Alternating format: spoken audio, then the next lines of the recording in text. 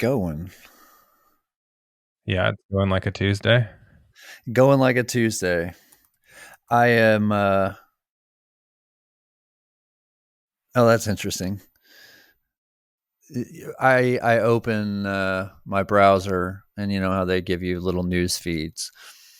Well, the first very timely.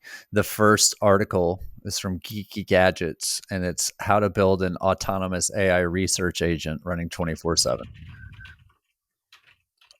Does someone need that? No, I just thought it was you know, when discussing autonomous systems, I think it's interesting that Google sends that to me. How close to what you know how to do is that headline? Explain that headline in in detail to me. There's a lot going on there that I barely understand. An autonomous AI agent is probably just like a front end that has an AI backend. So maybe it's a text analytics engine backend with some UI that is always on. That would be one plausible approach. I didn't read the article.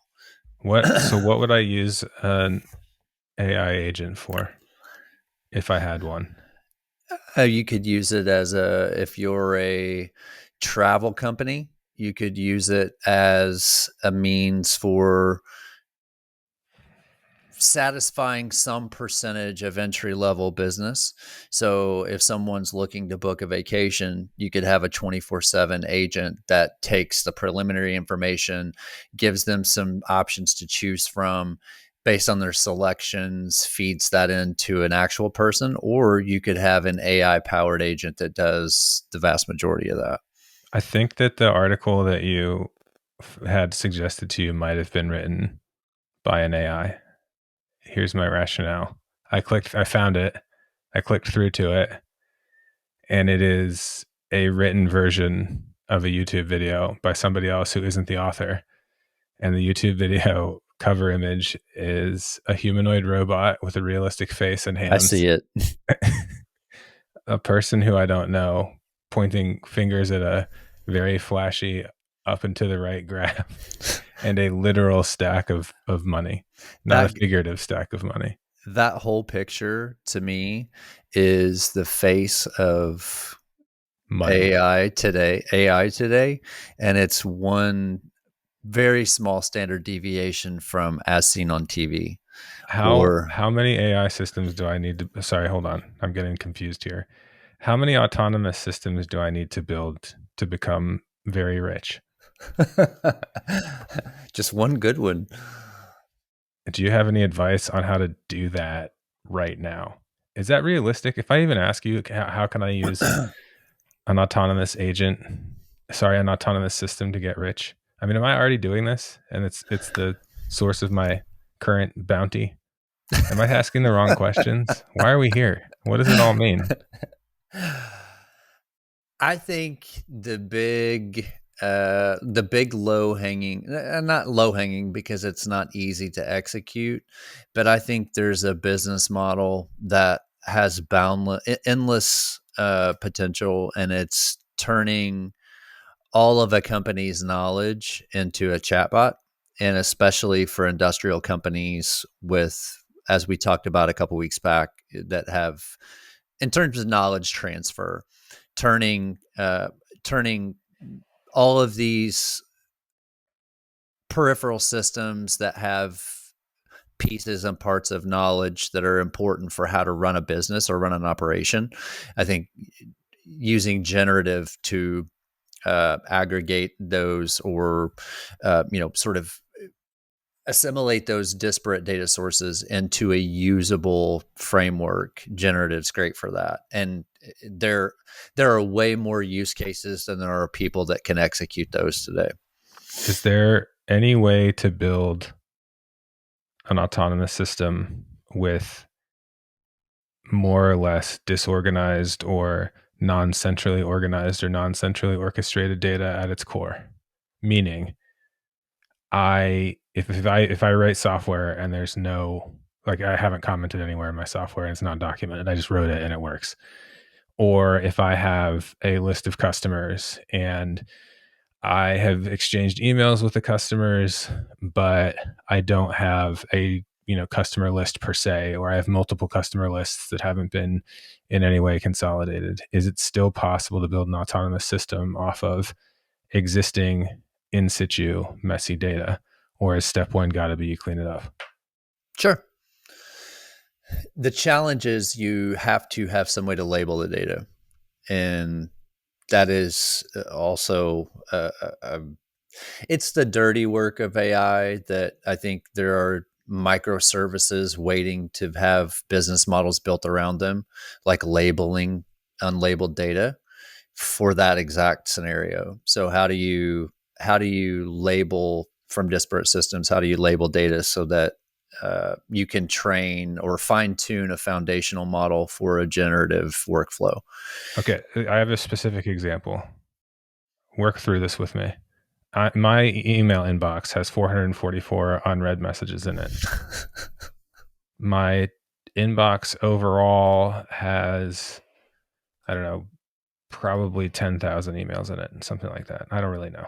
I literally have no idea how many emails I have, but I know I have almost 500 unread emails, which is perfectly fine because the way I read my email is based on the subject line and the first line of the email, both of which show when the email is there. So having read versus unread, not super meaningful because my eyeballs may have read the message without clicking it open. You know what I mean? So for example, my credit card is due on October 6th, and once I've seen that I have an email from credit card company that says your payment is due October 6th, that's going to sit there as an unread message indefinitely, but I've already internalized the information that I have a credit card payment due on October 6th, right? So how do I take my crappy email that I am not even accurately tagging with read versus unread because the abstraction of read in my mind, like I have internalized this information, is not reflected by read versus unread. How do I take that and turn it into a CRM? That's what a customer relationship management tool, meaning a piece of software that like tells me, hey, you haven't talked to Terry in a while. You should send him an email to follow up. So you'd have to have some way of labeling, and it's probably already in the metadata of the email. Yeah. You'd have to have some way of labeling what is a contact email. So how to distinguish between your credit card email and that of an email from a person that you want to add as a contact. So I have that already. So I'm using Gmail, and updates is pretty accurate. That's automatically categorized as updates, and updates is I'll just use the real examples: credit card company, newsletter I will subscribe to and like, uh, banking, update on a piece of software, update on a piece of software, a different bank, update on a piece of software, a GitHub repo, update on a piece of software I bought, the PTA newsletter, Calendly confirmation. Like these are things, 10% of these I will actually read. 50% of them I care about. 50% of them probably shouldn't be subscribed to them at all. So the first layer of categorization of updates versus this came from a human being who needs your attention, not from. So this is why I'm bringing this up. The autonomous system, each of those things I just named, there's a person somewhere in that loop, but I'm being sent a message by an autonomous system. You know what I mean? Yeah. Like nobody at my bank said, "Hey, you better tell Russ that his payment is due." Dag. I got a couple of there's a couple of newsletters. So somebody writes a newsletter that I care about. There's one about robots. There's one about everything wrong with Bitcoin and blockchain. So I want those emails, but the human in the loop wrote the email, the newsletter email, and then they clicked a button, and that triggered like a whole bunch of other things that happened automatically when they clicked, done, which is exactly what I'm going to do when we're done here. I'm going to click a button, and that's going to generate a whole bunch of steps that happen automatically without me having to do it manually. So I'm already using autonomous systems left and right. Why am I not rich yet? That's the question. Or Is am I it? rich? Am I rich in my soul? Well, you're partaking in things that are convenient, I would True. say. True. I Um, have a lot more time available so thanks to not there's having to read 444 junk emails.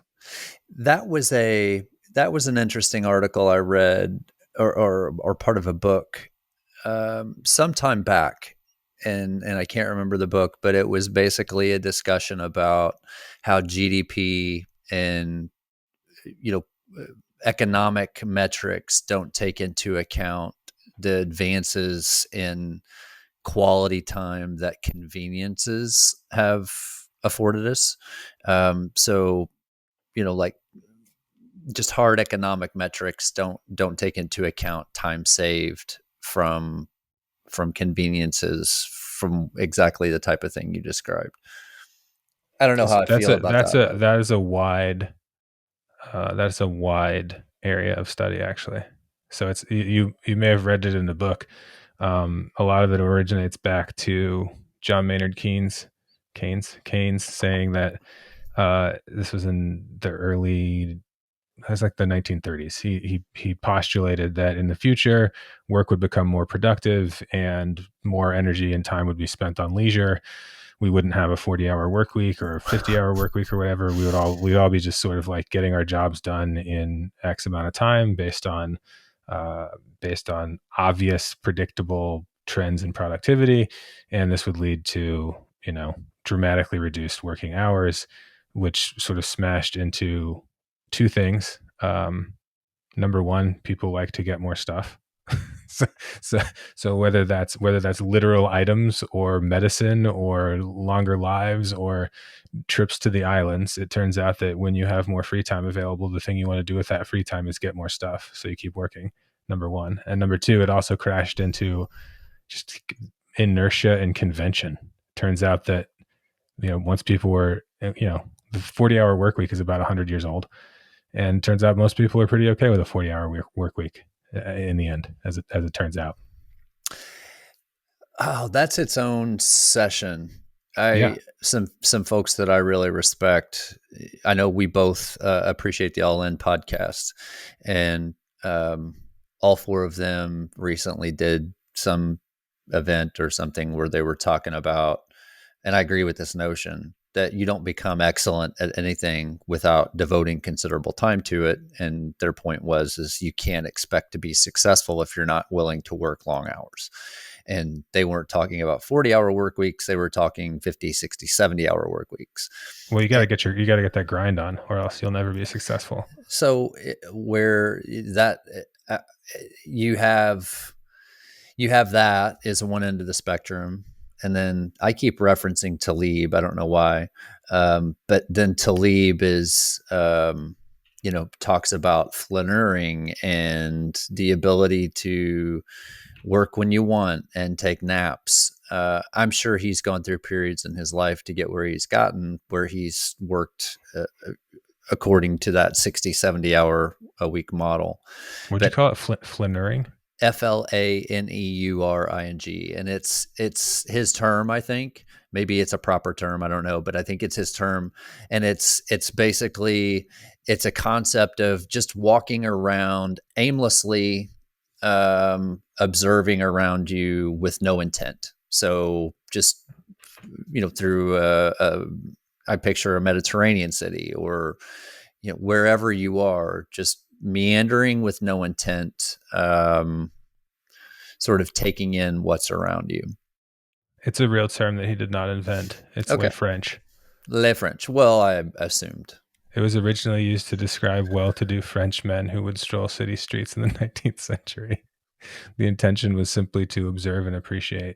See, they didn't have to grind because they didn't have excellence, or they'd already achieved excellence. It's unclear.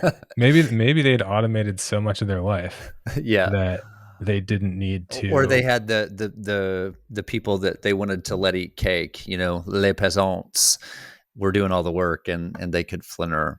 I appreciate you stepping in to save me from a sentence that I had no ending for. Isn't that the question though? Like I'm fascinated by, and I think it's like everything else, it's situation and person dependent. But I agree with the concept of you don't become excellent at anything, whether it's playing the guitar or it's painting or it's developing ideas or writing code or building a company. You don't achieve excellence without, the old 10,000 hour rule or whatever the number of hours is.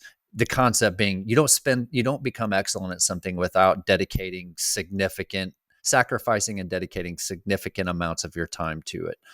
On the other hand, I think there's so much fake work in corporate America that the average person could work 4 days a week.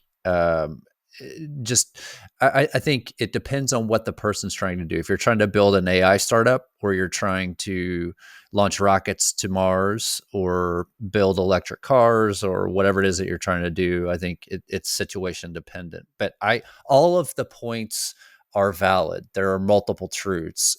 I don't think there's one prescription for society. Do you partake in flaneuring, walking the streets for the sake of observation and enjoyment? Nope, I do not. I Would you? did. I did.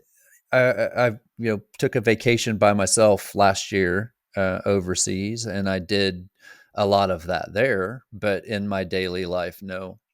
I like to sit in quiet sometimes, but I'm usually not even halfway through an agenda, so I'm moving with a purpose most of the time.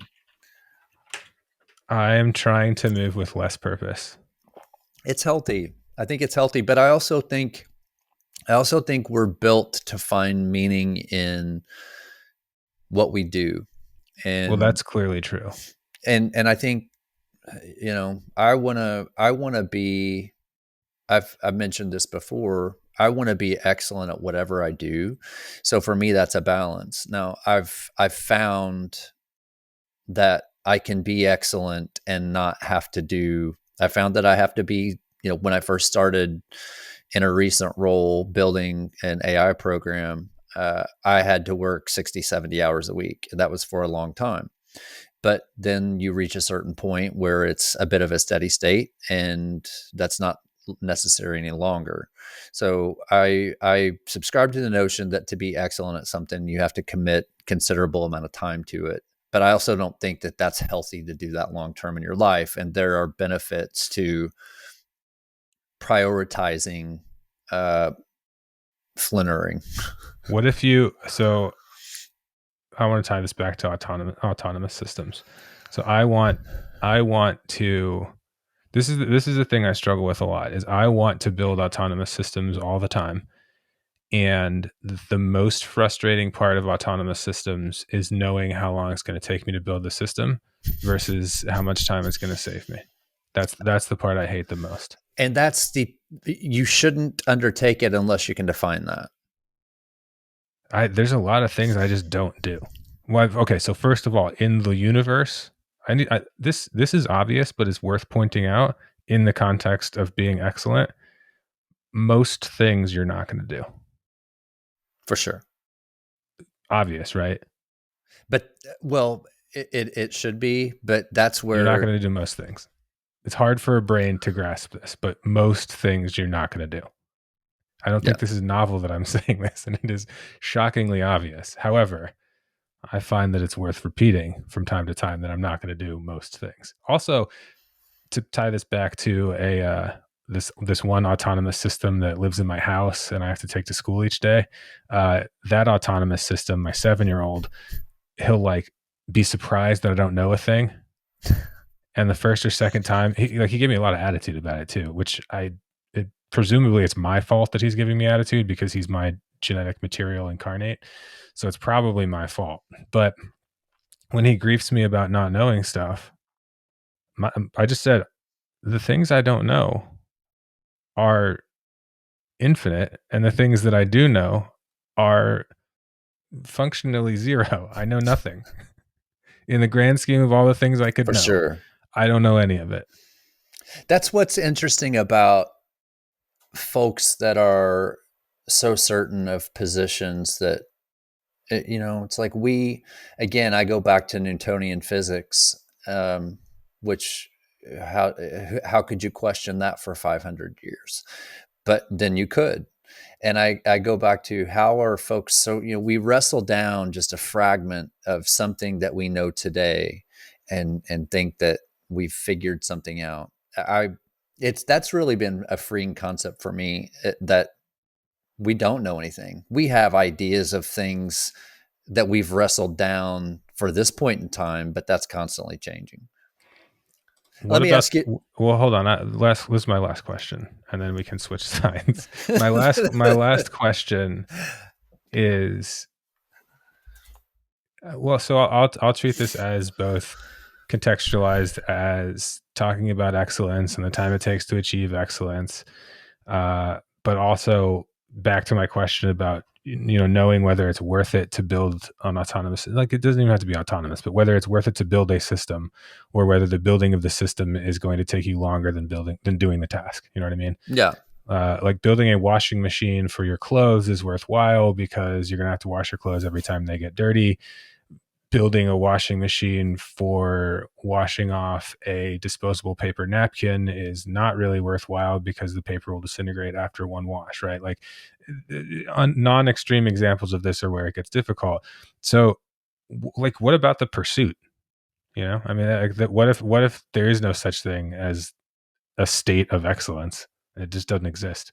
Or there is no, done state. And the whole reason that you should do the thing is for the sake of doing and for the sake of practice, both in the sense of practice meaning training, and both, and practice in the sense of I am practicing an art. I agree with it. I agree. I think that's, again, we talked about tinkers and loners and people who like to build and do things just because they think it's cool or they want to do them. Yeah. Do it. I think we need that. And don't feel bad if it's not done. Don't feel bad if it's not done, and don't get bent out of shape if people aren't beating down your doors for you to sell this tool that cleans the disposable napkin. Are you ready for the duality? The duality is you're going to have to work for a long time to make a thing that's worthwhile. For sure. This is just the flip side of saying like it's if it's worth doing, it's not going to be quick and easy. I am living that, and it is 100% the case. Or there's no free lunch, or you know Insert your cliche. yeah, like pick your catchphrase of obvious, hard work is worthwhile. So that's true, but it's also true that you may not finish. So the And time it's you're spending working on the thing, it's okay that you spent a long time working on a thing and didn't finish it and didn't achieve excellence. and it's also true that there are things that you can do occupationally or otherwise and be excellent and it not require the same of you as what it would be if you're building something from the ground up. Say that again. It can be true that you can, like, multiple things can be true Yeah. if it, again, situation and person specific, and what you're doing, like, it's very very much application specific. So if I'm building a startup, or I'm building some novel technology, or I want to make a prototype of some part or product that I think will be received, that is going to be complex, probably involve multiple people doing something, building code, having plastic prototypes made, all of the things associated with that. Whereas if I am doing knowledge work in a corporation, that does not require the same level of commitment to be excellent. Maybe. Citation needed. I can't argue against you, but my gut tells me that um the like this is the hardware is hard case, right? It's the I mean, if you're a marketing person, um I don't know. I just don't. I think there are situations that require more of you to be excellent than others. And That's true. Yeah, definitely.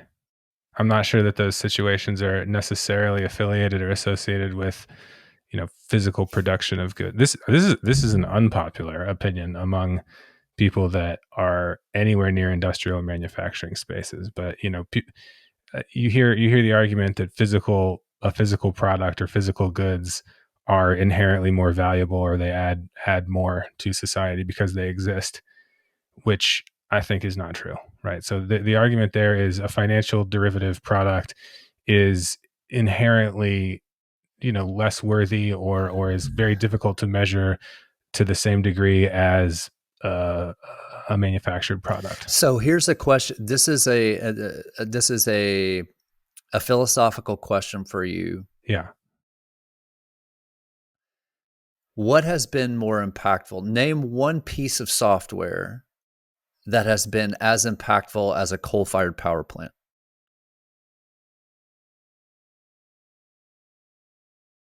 That's not how software works, or how I'm coal-fired power plants work.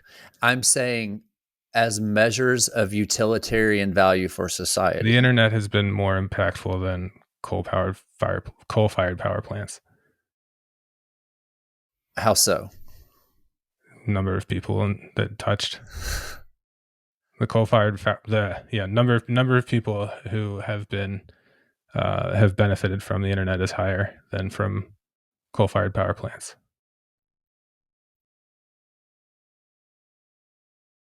That's my thesis. What would you use as a supporting, not the So let me specifics, argue but a the other side. support? Let me argue the coal-fired power plant side, right? So every person who's used anything that uses electricity has taken advantage of this. So every single thing that uses electricity has been impacted by coal-fired power Here plants. is the number one most misunderstood and bit of ignorance, probably with 99.9% of our population. And I don't mean it as a cut, I just mean it's something that folks are not aware of. Everything in our society has been and continues to be directly tied to the kilowatt hour cost of electricity. Our manufacturing base, the things we make, the things we sell, everything is tied and has been tied to cheap electricity. Everything. All of the wealth of this country is tied to energy. All of it. Oh, The vast, all countries. all countries, exactly. And that's why we get geopolitical issues that we get. And it's not just cars. It's the cost per kilowatt hour of electricity that coal-fired power plants has kept low for decades preceding the past 10 and still does. The reliability, the consistent cost of electricity is what has made this country what it is. And most people don't think about that. The coal fired power plant has got such a bad reputation. Granted, it's a very inefficient system and it has been an inefficient system, but nothing of what we've had would be anywhere remotely close to what it is without the coal fired power plant. I mean, that's fair, but also a total mischaracterization of how power is, you know, generated, distributed, consumed. So thinking about this as the coal-fired power plant without the context of mining equipment and, grid and distribution and grid management, it just totally misses the point. And that's why I say that's not how software works, right? So the issue is not with your premise, which is the importance of the coal-fired power plant. That part totally valid. The issue is with the comparison, like name a piece of software that's more impactful. I mean, you can't do that because the impact of the coal-fired power plant is in a vacuum, like without a grid to deliver that power, without mining, and without labor to deliver the material that is the source for the power generation. The power plant itself is not actually, it's meaningless without the system in which it functions. Similarly, all pieces of software are meaningless without the systems in which they function. And in contemporary terms, that means connected pieces of software. The difference between, a PC that uses various components that work with each other but is not connected to the internet, that line is blurred from there versus what's the internet. So computers working together, which by the way includes coal-fired power plants, and the last 30 years of efficiency gains from coal-fired power plants comes from computers, software, the internet. So systems thinking, like thinking in terms of systems, means that you have to get away from distillations of single point of single point of inflection, where if this one thing wasn't there, then everything else would fall apart, because that's inherently not the way any system is working. And you can't sort of distill away or try and hand wave away the complexity of that system. I would say again, these are all gray areas and who are we, Yeah, but right. I would say the one thing that I can think of in my lifetime that if it went away, now today is a different story. Obviously, we had a very wealthy, healthy, prosperous society way before the internet or Hmm. before software. Right. That wasn't the case before coal-fired power plants. And I would say, and at least from my perception, again, it's the cost of things that we have. It's so many things in our life, our manufacturing base, our industrial base, the things that give people jobs, the things that send their kids to college and build our middle class, were directly linearly tied to the kilowatt hour cost of electricity. And coal-fired power plants were that was on the backs of that. I think you Yes. can say I think you can say this about a lot of different things is the issue. So if I said rice, Well, you can yeah, rice. every argument that you're making applies to rice, particularly if you But do talk you wanna globally. live in the civilizations that depended on rice? Think about those time periods. Or do you wanna live in the world that coal-fired power plants built? I think you can't separate them. The existence of rice as a staple food today is still tied to, energy cost and energy prices and generation. Yeah, I'm thinking more of historically cultures, especially in different parts of the world, cultures were built on rice and well before modern times. I think a lot of our I don't know. It's a subjective discussion, regardless. I just think there's a real underappreciation for how much of what we enjoy in terms of modern society today is tied to the price of electricity. That part is unambiguous. Price of electricity matters a lot. It's taken for granted all the time. Power went out in my house last night. I had a, quarter watt LED flashlight, and I was like, honestly, this would probably be enough. I can brush my teeth with this. I could see the whole bathroom. I'm not peeing on the toilet seat. Quarter watt. That's all I needed.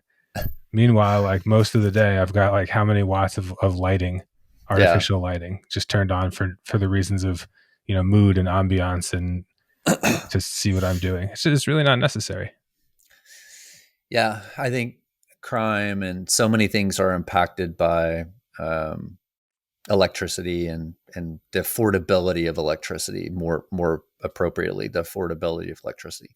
And that's The non point I want to make about this is that complexity, and when you start to try and unravel complexity, it is you're very very quickly going to collapse into catastrophic existential arguments where it's like, yeah, okay, so the power plant, yeah, but the grid, and then what about the car, and what about the internet, and you can have endless circular back and forth on this stuff, and the reason that it devolves to that is because the complexity is difficult to grasp, and because when looking at systems, trying to prioritize single points is it's very tempting to simplify things to, well, if Napoleon hadn't been the great man, then this, or if the power plant hadn't been this, or if the wheel hadn't been, think about the number of times we try and single thread everything through a thing, and then we spend all of our time working on these stories of how everything went through the thing,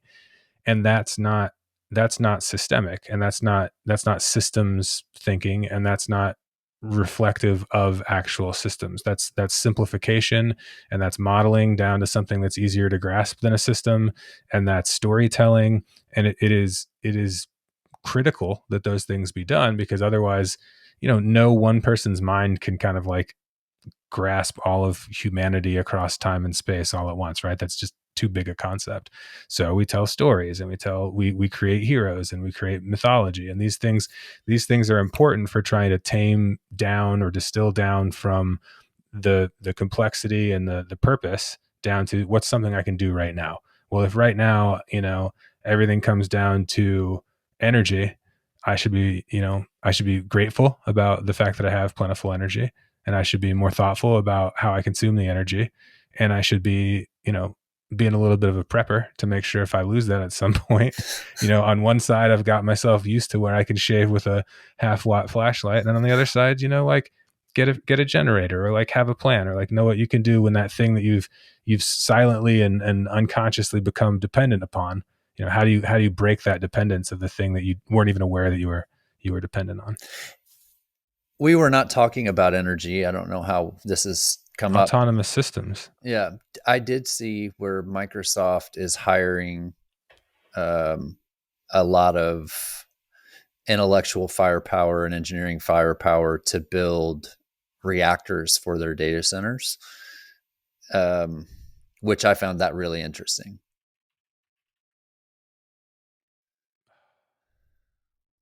Because we have secret hidden energy costs.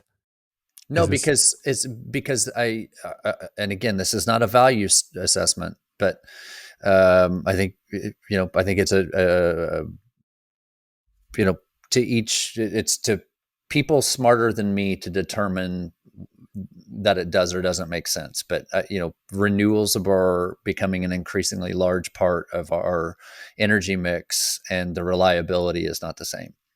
And I think that's part of the equation. I think the other is nuclear. From If I'm Microsoft, nuclear is dependable. It's always on. Yeah. I know how it's clean. It doesn't affect their, you know, whatever carbon goals they're trying to achieve or have been set for them. It doesn't affect that score because it's as clean an energy as there is. And despite, I grew up in the 80s, and a lot of nuclear scare was based on poorly designed and antiquated technologies. It's improved tremendously. So despite the hype and the scare of that era, I think it's safe to say that nuclear is as clean an energy source in terms of the reliability it provides. Anyway, I found it interesting that Microsoft is at least investigating that. I don't know. They're hiring people to do it, so I would assume they're not just doing that as a thought experiment, but as a deliverable. Where were you? You were born when 3 Mile Island took place? Do you remember anything about it? Not a thing. You were really little. I was too young. Yeah, Yeah. I remember people talking about it I because remember of Chernobyl. geographic proximity. Yeah, see, I feel like those two get thrown together, and in reality, there were a lot of pretty significant differences between them. How close did you live to a nuclear power plant? I don't know. I think there was one. I know Michigan has. I think Indiana has one. I'm not sure. I don't I know. never I never lived very far from a nuclear power plant, so there was always either a lake that was warm from the non-irradiated hot water Yeah, from the plant, the or you discharge. could see the towers. But mostly so I didn't live in the Midwest. I lived where there was generally some sort of a dammed man-made lake, and cooling towers were not necessary. And at one place I lived, there was both. You had the cooling towers, and you had dump off into the waterways. So we're talking about autonomous systems, Yeah. and what intrigued me about this conversation is I came across a company called Sunflower Labs, and they are building. It is just whether or not it has a market, I don't know, but it is the coolest technology. They're drones, they're security drones that are autonomous, and they integrate into. 1D security systems, so flat security systems, reactionary or passive security systems. They integrate into those. And if you have, if your security, if a door is tripped or an alarm is tripped, these autonomous systems, these autonomous drones are activated and they can go take an active role in the deterrent. It's the coolest. And what's cool about it is the AI, because there's computer vision built in, Mm-hmm. obviously some navigation. There's a lot of functionality built It's in. doing vision processing at the base station, right? Not in the drone. Both. Yeah, both. And there's also some probably GPS coordination as well. I didn't get too much in the weeds on the technology, but the other interesting aspect of this company is the AI was built for them by a company called All Turtles in San Francisco. And this company, it's hard to find out information about them, but they're really intriguing. To me, this is the model, and we're going to talk about this, I think, tomorrow in the future of work. But this company, All Turtles, provides AI for a number of different applications. And I really like this concept of sort of modular functionality, and it's nothing new. I mean, it's not a new concept. It's just these are the sort of newest flavor of the application. AI being built for, and there's also a prototyping company that built the initial prototypes for Sunflower Labs. And as far as I can tell, the founders of the company, Sunflower, were just an aviation enthusiasts and probably had some technical training as well. But they modded out or piecemealed the construction of parts, if not all, but parts of this. The whole thing's cool. The concept, I can see scenarios where this company blows up, just absolutely blows up. I feel like drones, and when I say drones, I'm talking specifically about consumer or prosumer grade, so sub $10,000 quad rotor uh, drones with either a first person view for a pilot or like commanded automatically with some automatic guidance. Those are a lens into so many different things related. When you're talking about an autonomous system, that's a very broad subject. And if you drill down into, I don't know, factory robotics, well, a lot of the pieces of factory robotics, even the stuff that's contemporary, is not especially novel. So the approach is old fashioned, or even old fashioned is the wrong word for it. The approach is established. A lot of it is, understandably, it's safety first. It's keep the people away from the robots. This is why cobots were a big deal, that you didn't have to have a safety fence. But this idea of essentially a, you know, more or less a linear system where piece connects to piece connects to piece, and task depends on task in a linear fashion as opposed to sort of a network fashion. That type of design exists and has lots of precedent in autonomous systems. But then if you look at something like quadrotor drones, the ability to have, and when I say quad rotor, I mean this is a drone that has four rotors that face upward like a helicopter, and they all spin at the same time, and the steering is controlled by changing how fast the rotors on one side or the other are going, which causes tilt, which causes you to be able to fly in whatever direction. That design, can't fly by itself. It requires micro adjustments on a continuing basis all the time, or else it falls out of the sky, right? And that's just the physics of how this thing works. And once we got to computers and software and motors that were and battery technology that were all packaged small enough to put that into a drone, now you have a system that is able to do this thing that we didn't have before. So drones, and the idea that like, oh, it's a thing that can fly itself, well, that's one piece. But we also have this component of like, can you even have a consumer grade thing that flies, right? Like that by itself is a huge factor. Do you have batteries that are lightweight enough to actually be useful in that application? Do you have material science that's gotten us to where we have light enough but strong enough plastics and aluminum and titanium that we can actually build robust things? No, material aside, do we have the design software that gets you to build the strongest possible, spar that holds up the rotor so that we're not, smashing this thing to bits, even though we're using the bare minimum amount of material? Like all of these things is they're evolving together, and they only exist as a broader system. So it's the same kind of points I was making about the grid versus the power plant, but today's version of it is, it's just too complicated for anybody to like deal with it on their own as one company or one person or one vendor or anything like that. So the system's approach to this stuff, like understanding that there are dependencies that I won't know, and what do I do to to mitigate the risk of those dependencies I don't know, or what do I do as the system manager, and then what do I build to manage that system for me, that system of complexity. So I love the drone lens as something to think about complexity versus progress, because I can't think of a better example of something where a bunch of things that are individually simple become complex. And I didn't, that's before you even talk about vision systems, or what the architecture for a vision system would be. But isn't that, I don't want to steal tomorrow's thunder, but isn't that just conceptually, and we'll throw this out and get back into autonomous systems. Industrial company X that makes a widget, they're not going to have the capability and the subject matter expertise to be everything. Right. That's why I think make your products and partner with somebody to do your AI. You don't have the capability to do it.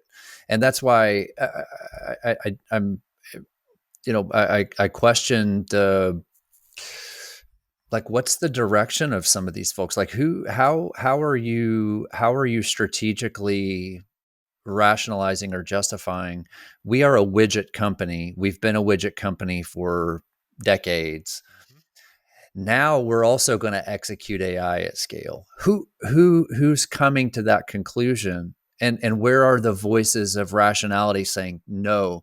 There are smarter people. We don't know how to manage, we don't know how to hire the people that know how to do this. There are only, this is the other thing that people miss about autonomous systems and this type of technology. There are only so many machine learning PhDs in the world.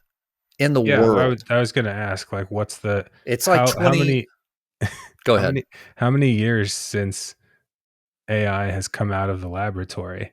We're talking about, it's just not been that long. Exactly. There are only so many PhDs in machine learning and AI in the world. Where do you think most of those are? Fang, Tesla, Microsoft. I mean, there are a handful of companies that have a real choke point on the top talent, not all the talent. So just the notion that some of these companies, like, where is the rationality behind the decision of some of these companies to embrace organic development of these really complex next generation digital tools? It's an interesting juxtaposition for me. Like, just be really good. Make your widgets connectable. Build the infrastructure in your widget to make it digitally compatible, but then have somebody else execute your digital strategy. You're not going to do it. You don't know how to hire the people. You don't know how to manage the people. You don't know if what they're telling you about progress or lack of progress makes sense, because it's not anybody in leadership's expertise. I just think that model of sort of modular expertise and having people do the digital components. I think that All Turtles company is, we'll talk about this tomorrow, is a model for the future. And this is where I want to ask you. This is going to take a long time. So at some point we need to dig into, where does the AI run? Tell me about what the implications are for hardware when you have a extraordinarily constrained environment. So if the drone is the edge of your network, because the drone is running on a battery, it's weight constrained, the flight time is 12 minutes, and everything you process there is using up energy that's reducing that flight time or reducing payload. So how do you set something up to do the right amount of AI at the drone versus the right amount at a base station versus the right amount somewhere else on a server, and how you set up architectures like that to manage resources across your system? and that all of that is directly parallel to how do you manage a multinational widget maker, and where do you pick which piece goes where, and it's all just I mean, not to oversimplify and tell a story here and create mythology, but it's all just systems thinking. And it all depends on what's the outcome. And I think Right, the and that's the starting point, is what are you trying to what are you trying accomplish? to do? Yeah. Yeah. And not just, I think people understand that conceptually with autonomous systems, with AI, with all of this sort of next generation digital technology. They understand conceptually, what outcome are we trying to drive? But it goes beyond that, and it's what quantifiable outcome are you trying to drive? And I built a framework that I used when people would come to me, and be like, "We want to throw AI at this." Okay, what outcome? What is the quantifiable outcome that you have today, and what do you want it to be? Reduction of so much percentage of this, or an increase of that, and really know what that is. And then, like, what problems do you need to solve to execute that outcome, to achieve that outcome? And then you can start deciding, okay, I need to solve this problem. This will give me so much of my outcome. How do I be excellent at solving this problem? What's the right technological solution? And I think people go into this in reverse order. They want to get the best technological solution, and that is either inefficient or doesn't solve or fully solve problems that lead to outcomes. So I think you have to work backwards. And then a lot of times the technological solution is way less complex. If you do that framework, it's way less complex than it needs to be, as opposed to, well, all the PowerPoints that I've seen show me this really, all the bells and whistles. We need all the bells and whistles for this to really work. That's not necessarily the case. So the AI in someone's application could be, trained in a cloud somewhere, and then ran the models are ran on the edge device, in this case a drone. In some cases, you're always going to have vision on board the drone, because that's its sort of thing. So it's, the way that you execute that should depend on the outcome that you're trying to do. What's cost effective? What, or do you just need it to capture images and store it, or do you need it to broadcast in real time? Like, do you need to make decisions? Like the military is going to have different needs out of their drone vision technology than security, and maybe security is a bad example, but other applications, industrial applications, are not going to have the same requirements out of, and it's the same. I'm on a bit of a tangent, but it's the same in every industrial system. There's that, is it a batch processing application? Is it a real-time application? How quickly do you need to make decisions or operationalize outcomes or output based on what the models, the AI, the machine learning algorithms are outputting? How about I'm going to press you on this. We're going to design a bunch of hypothetical AI systems, mostly drone based. And then when I get tired of drones, you know what it's going to be? robots? Remote operated vehicles, which is just a A weird drone. acronym for a underwater drone. What has been the most interesting drone application that you've seen in industry? I haven't been involved in that, so I don't know. I don't know a lot. I mean, security makes sense, obviously, but what have you seen interesting? The crash and burn of everything was going to be photography of like forestry management was all going to be by drone. That was maybe 6 or 7 years ago, and that did not happen super, super hard. Why? The why? It's a great question. I don't know the answer to that. I think it kind of came down to satellite and manned flights were perfectly acceptable, and there was infrastructure for both of those. So you mean there were solutions looking for problems? Well, okay, so if it costs say $50,000 or $60,000 to fly a light aircraft through uh, a a managed forest, and it costs about $6,000 to fly a drone through the same forest, there ought to be cost savings there. But in practice, it turns out that the number one, all the downstream stuff, and number two, all of the specific details of what can the plane do versus what can the drone do Yeah. turned out to actually matter quite a lot. So that's one I like. Um, I like that there is a cottage industry of photo drone based inspection of largely structures. So there's two different directions this can go. It can be, let me just take a picture of the underside of this bridge or the smokestack or a tall building. Um, Building's not as good an example because you can usually access a building since that's what they're made for. Uh, so there's one is just take the pictures, but then there's the other side of it, which is I'm going to do, crack detection in concrete, and I'm going to do that with an image that was taken by drone. That one's interesting. I like the boring applications that everybody has seen, but nobody, like everyone has seen it, and now it feels like that's mature. So real estate photography, construction photography that used to be done with a balloon, and now it's done with a DJI Phantom. So outside, would you say this is a plausible statement or not plausible statement? Outside of military drones, the probably 95% of applications are inspection or photography related. Like As of now, and what I know as a hobbyist and an interested party, more than 98% of applications are photography related or video. okay. The idea that you're going to have delivery or meaningful payload from a affordable, meaning affordable to a normal person drone or affordable to a small business, So it's not there. I sat through a consultant pitch. This was several years ago. Not many. Well, yeah, many.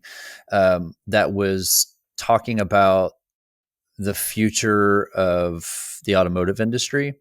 And there was a section in this pitch where by this time they were proposing that we would have systems for delivery drones that follow automobile highways, and they would follow that the same streets that we use for cars. Above that would be a very active traffic pattern of delivery drones.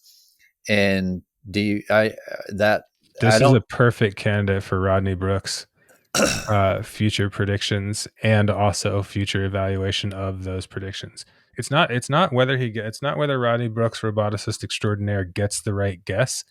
It's about how he rationalizes and explains his choice. So what he's guessing at and how he explains the current state and how he explains the dependencies tell you a lot about what's going on now and can inform future predictions to be, you know, you can have a prediction that is not necessarily accurate because things change, but that can still be a high quality prediction because it's based on a realistic set of assumptions and a realistic set of extrapolations.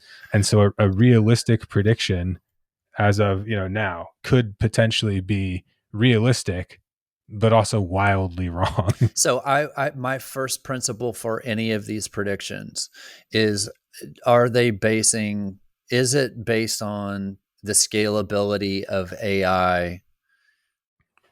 Like, are people assuming Gaussian distributions? Are people assuming that there are no edge cases, that there are all of the training data is sufficient for every instance that this algorithm will come in contact with in the wild? And I know the answer to that is no. So I think most of those scaling questions or what's down the road until, and we talked about this before, until there's new math or a new approach to engineering systems. I don't see, as a first principle number one, most of the predictions are going to be inaccurate. I used to be a professional predictor. I got an econ degree, and I said, this is not for me. I need to go find a way to build autonomous systems instead. I think we both share an appreciation. Again, we're not researchers or doing it as our day job per se, but I think we share an appreciation for robots. I very much do. I think it's fascinating. I think the realities aside, these are the types of systems I think, cobots in surgery, and I think a lot of things are improved, of course, with uh, robotics and autonomous systems. And I think there will be an inflection point. We've already hit one in terms of ubiquitous, how available they are in a cobot sense, but I think we'll hit an inflection point at some point, where it's it's more invasive. Like I think robotic processes in vitro in our bodies, in vivo, in our bodies. I think there are frontiers of autonomous systems that are, beyond what we can anticipate, and I don't have predictions for that, but I can see it going beyond industrial augments and being more internal. I think everybody who already has a robot heart is right there with you. Well, yeah, I mean that's a little liberal and loose with the semantical term, but I mean it's true. Everybody with an insulin pump. And a continuous glucose monitor, Yeah. and There's yeah, a lot of augmented people out there. yeah. Augmented with like living systems, not with just a superior metallic hip joint. Isn't that cool though? I Yeah, mean, like, isn't that like those are things we should celebrate? I feel like. uh, yeah, I'm gonna have another existential crisis when you ask me to. Like, I don't know why I'm immediately resistant to celebrating, human triumph over, physical adversity. Yeah, those are great. For Yeah. some reason though, I'm like, yeah, but what should we be celebrating? Well, there's as with everything, there's the duality. There are Yeah. probably instances of this that we shouldn't celebrate, and those are probably coming down the pike as well. Are you saying that we shouldn't celebrate if the next Hitler gets a hip implant and a and a and a bionic heart? That's what I'm hearing you saying. Underrated movie, by the way. Speaking of philosophy and robots, the Westworld movie, not the Okay. show. The show is good too, but the movie underrated. I always feel like that's like the little cousin of all the sci-fi movies that Oh, we you're talk about. absolutely that's absolutely the little cousin. Yeah, and I don't think I'd like it. You should not watch it. What if Yeah, what if I call it a western though? I wouldn't It like has that either. West in the name. Western world. What are we It's talking about tomorrow? We're talking about the future of work. All right. Tomorrow we get into the future of work. So everybody go take a break now because tomorrow, future of work. Yeah, Bye, Terry. awesome. Have a good one, man.